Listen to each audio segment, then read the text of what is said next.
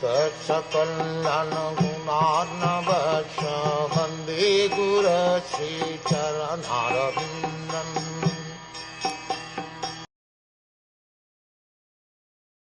Oh, it is our good luck that we have come again today under your protection by your presence, for your lordship rarely visits even the denizens of heaven.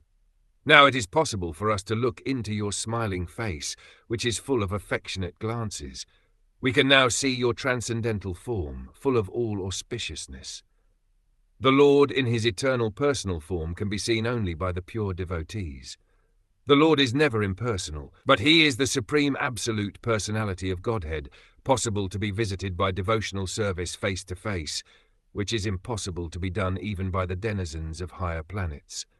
When Brahmaji and other demigods want to consult Lord Vishnu, the plenary portion of Lord Krishna, they have to wait on the shore of the ocean of milk, where Lord Vishnu is lying on white land, Shvetdvip.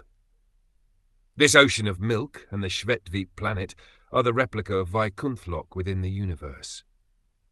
Neither Brahmaji nor the demigods like Indra can enter into this island of Shvetdvip, but they can stand on the shore of the ocean of milk and transmit their message to Lord Vishnu, known as Kshirodakashayi Vishnu.